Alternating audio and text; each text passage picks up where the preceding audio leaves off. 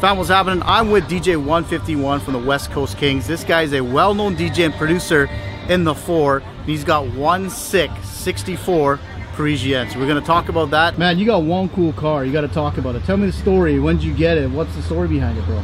Well, the car, man, it was like I've been part of the lowrider scene for a long time, and I had a '80 Coupe de Ville Cadillac when I was about 20 years old, and then I had it for about 5-6 years, and then for about 3-4 years I was without a classic, and I finally couldn't take it anymore. So I was at a car show a few years ago, and a good friend of ours, Brian, I asked him, I go, hey, is there a car that's available that anybody that's not done, that needs a little bit of work?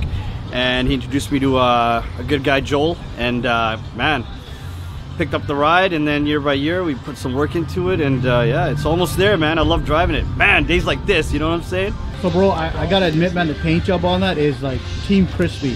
Explain the mods you did on the car. So when I grabbed the car, the body and the paint needed work. The trim all needed to be re-chromed.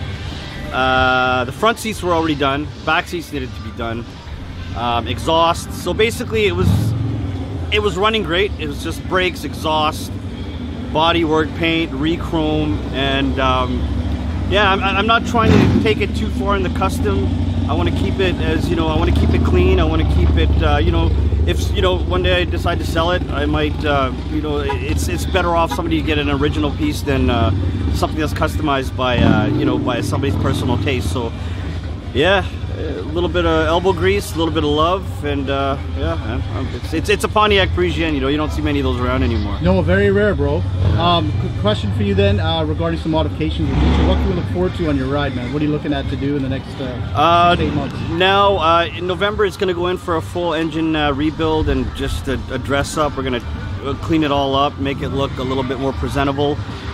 Make it run a little bit more efficient. Newer fuels the vehicles need, you know, the older engines need to be kind of up to spec with the new gasolines and the oils, so we're going to do that.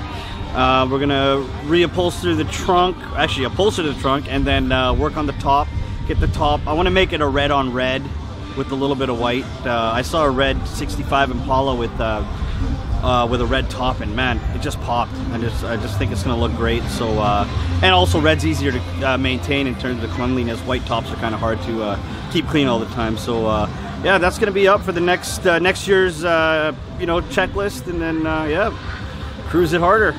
That's cool, man. You got one cool car, brother. Looking forward to seeing you in the future. Thank you. All right, man. Take care. Yes.